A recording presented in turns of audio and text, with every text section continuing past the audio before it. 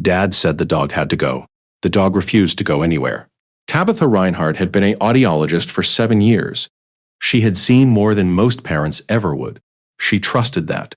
She had built her whole approach to motherhood around what she knew, around what experience had taught her body to recognize in a beat. 16-month-old Beckett had been the center of that approach since the morning he was born. Asher was an 8-year-old German Shepherd who had shared the house since before Beckett existed.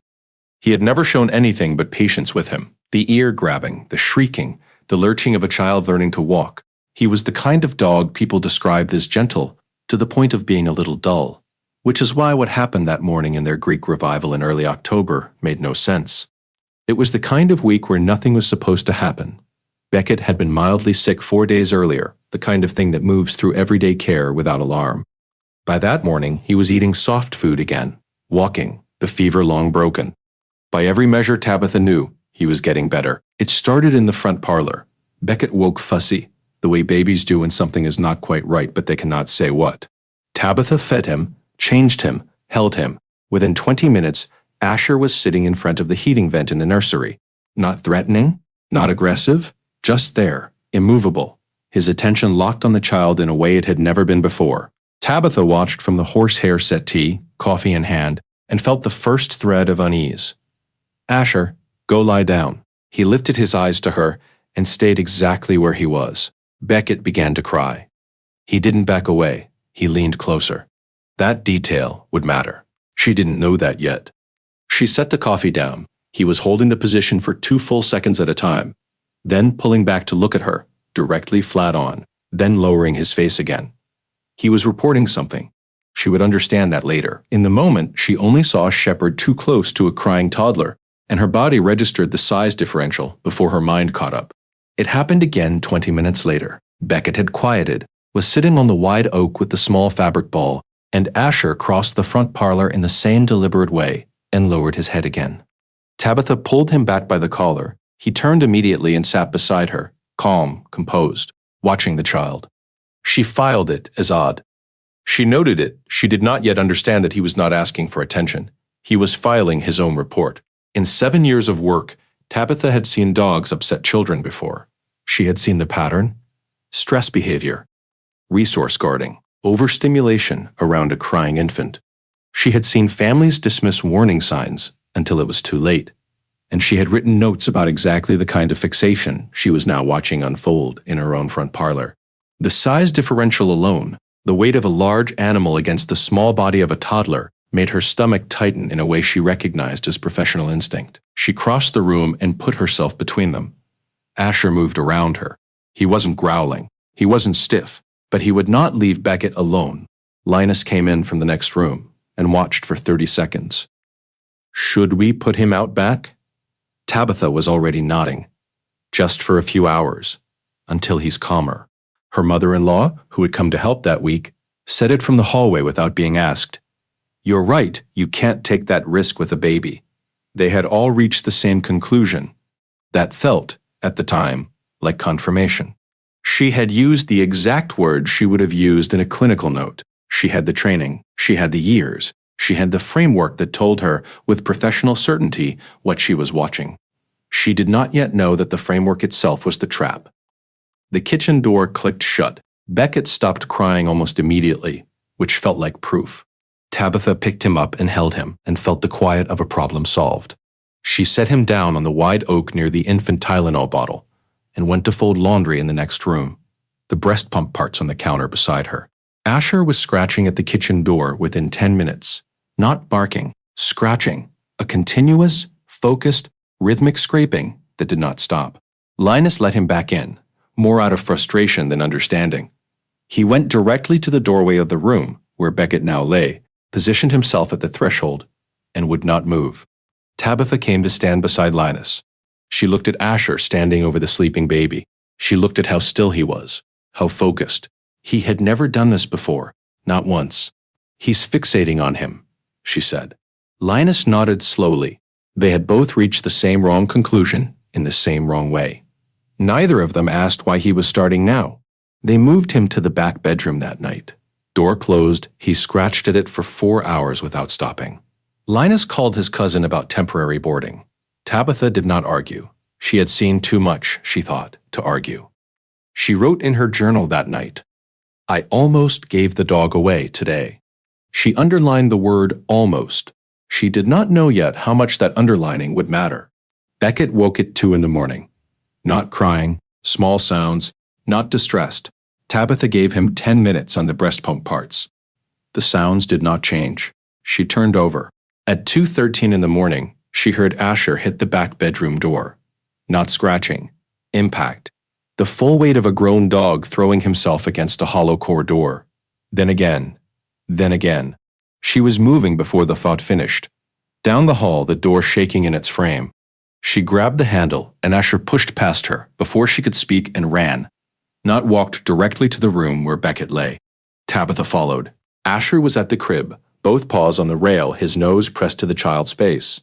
Beckett was quiet. The wrong kind of quiet. Tabitha reached in. The body in her hands was limp and warm, and wrong. She turned on the light. The color in Beckett's face was off, not the gray she knew to fear, but a faint pallor around the lips. Hands slightly cool. Breathing even but shallow. She picked him up, and the limpness was too much. Just slightly too much, and she was already reaching for her phone before she finished forming the thought. Linus came down the hall behind her in his socks. He took one look at the way she was holding the child, and did not ask any questions. He picked up the keys from the horsehair settee and opened the kitchen door. Asher did not follow them out. He stood at the doorway watching the car start in the driveway, his outline visible in the porch light, his weight leaning toward the gate, as if even now he was still trying to come. At the emergency clinic 40 minutes later, the readings came back. Lint trap had not been cleaned in 11 weeks. The diagnosis was dryer lint fire ignition, a kind of slow, invisible slide that does not announce itself, that produces no dramatic symptom, that depletes a child without any external signal a parent would think to look for. The fire investigation captain who admitted them was someone who specialized in appliance fires. She read the chart and looked up.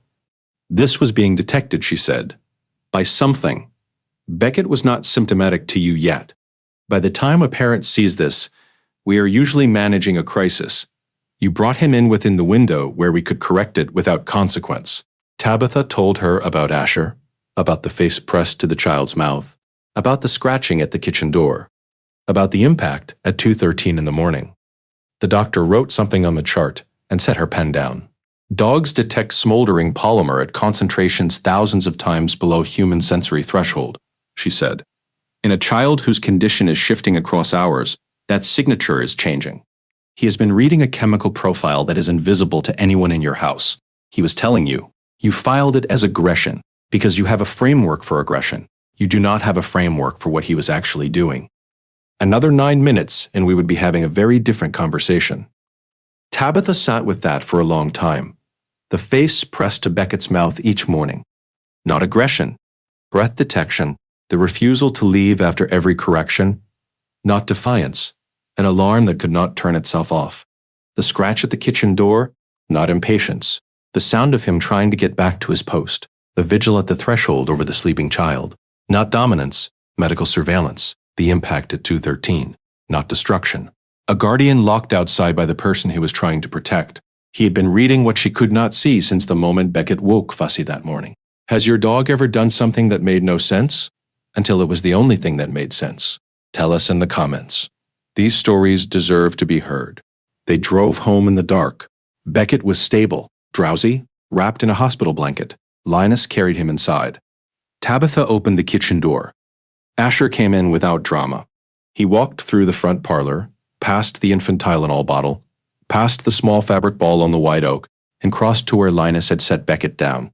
He lay close beside him, the full length of his body against his side. Tabitha sat on the wide oak across from them.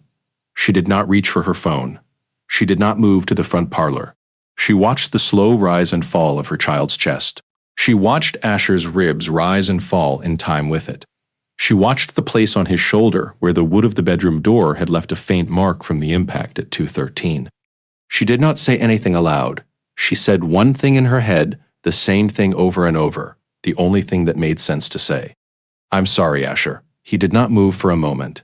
Then he pushed his nose against her hand and settled again beside the sleeping child. Every guardian deserves to be recognized, even the ones who never asked for anything in return. If stories like this matter to you, subscribe so you never miss the next one. She stayed on the wide oak until the morning began to gray in the window.